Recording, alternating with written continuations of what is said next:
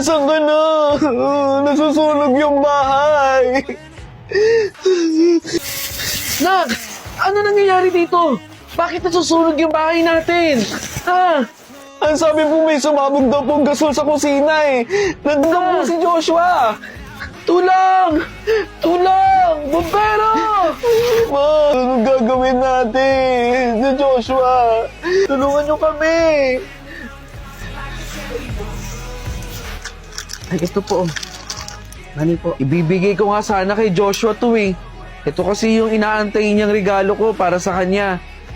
Eh kaso, wala na siya. Ma, pwede mo namang ibigay sa akin yan eh. Anak mo rin naman po ako, di ba? Oo anak, naiintindihan ko.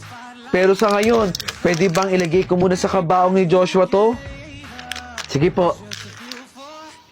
Joshua anak ko, para sa'yo to. Opo, paantay lang po yung kape, opo. Eh ano na po bang lead? Kung hindi po ang pagsabog ng gasol ang dahilan, eh ano po? Sinadya? Ng anak ko? Paano nangyari yun? Salamat dito ma sa sapatos na binigay mo. Napakaganda po. Ma, yun sa akin po. Huwag ka nang umasang bibigyan ka ni Mama. Nakakalimutan mo bang ampun ka lang dito? Ako pa din yung tunay na anak ni Mama. Ampun ka lang.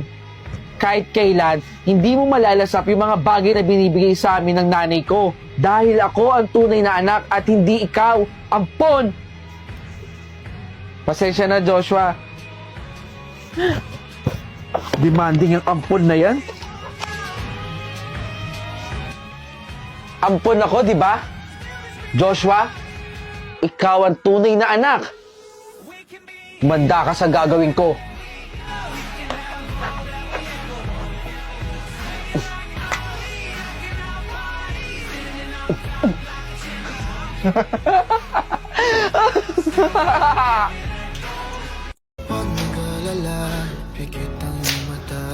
Kuya, pwede ba makidaan mo na ako? Ay, sorry po ma'am. Nagmamadali po kasi ako eh. Hindi ko po sinasadya. May interview po ako. Anong oras na po? Bakit sobra namang basa ng sahilin nyo? Baka mamaya may ma-accident ng ibang tao. Sorry po. Isusubong kita sa manager mo, kuya. Hindi pwede to. Parang awan niyo na po. Huwag niyo po sabihin sa manager namin. Ay, nako. Marinig talaga ako sa interview ko. Bahala ka sa buhay mo dyan, kuya.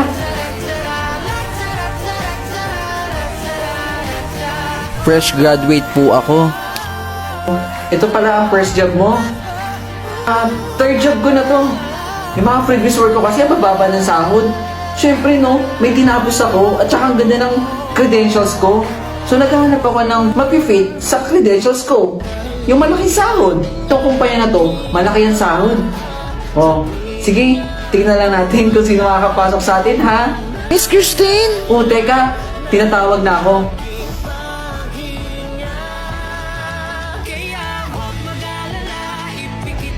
Good morning, sir. Good morning. You are Miss Christine, right? Teka. Siya ba yung janitor? Yes, ako nga yun. Nagpanggap po kayong janitor?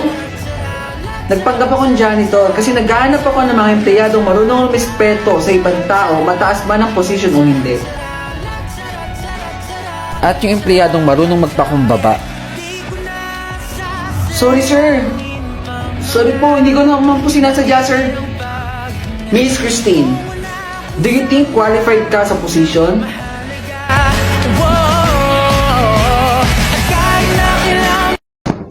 Oh, nandiyan ka na pala, anak. Pasensya na, anak. Wala pa rin tayong ulam hanggang ngayon. Ama, huwag na po kayong problema. Nakagawa na po ako ng paraan. Ito po, may ulam na po tayo. Pagkasyahin na lang po natin. Saan galing yun, nak? Ayusin mo lang, anak. Ayoko ng mga ganon. Hindi, ma. Akin na. Ito po. Sige na. Ipaghahain ko na to. Hati na lang tayo. Sige, ma. Ma, papasok na po ulit ako. Pasensya na anak. Wala akong may bibigay na baon sa'yo. Maglalabandera muna ako. Hindi ma. Alam ko rin naman po na walang-wala rin po tayo eh. Kaya naintindihan ko po. Ito pala ma. May 20 pa ako dito. Pandagdag po sa pambili ng bigas. Salamat dito anak ha. Sige ma, wala pong anuman. Pasok na po ako, baka mahuli pa po ako sa klase. O sige na. Pumasok ka na. Aling Marites. Pasensya na. Puro na lang ganyan. Babayaran naman kita sa utang ko eh. Kailan mo ako babayaran? Nag-short lang kami sa budget. Puro ka dahilan. Alit kasi nakita ko sa paglalabandera ko eh. Ewan ko sa'yo, ang dami mo sinasabi. Ano yun, ma? Bakit naman po nagsisigaw si Aling Marites dyan? Ah, wala yon. May utang kasi ako kay Aling Marites. Yung pinangkain natin isang gabi. O ito, ma. May konting ipon ako dito. Ipadagdag niyo po sa pambayad. Sigurado ka bang hindi sa illegal yung kinukuha yung pera mo? Anak, umayos ka ha. Alam kong walang-wala tayo. Pero sana naman ayusin mo yung pag-aaral mo. Oo siya ma. Alis na po ako. O sige. Mauna ka na. Saan kaya to pupunta tong anak ko? Masundan nga. Oh. Oh. Buti nandito ka na. Dala niyo ba yung mga gamit na gagamitin natin ngayon? Oo. Dala namin yung mga gamit na pinapadala mo. Nak, anong gamit ang ilalabas? Ano yun? Illegal ba yung ginagawa ninyo?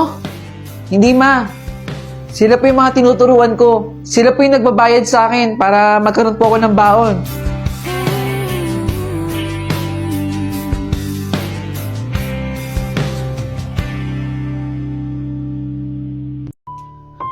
Bunso! Bunso! Bakit kuya? Ayun! Yung cellphone na matagal ko na pinag-iipunan. Ano yan boy? Ale, magkano na lang po ba yan? Yung cellphone na yan. 1,000 na lang. Second hand na yan eh. Pero magagamit pa naman.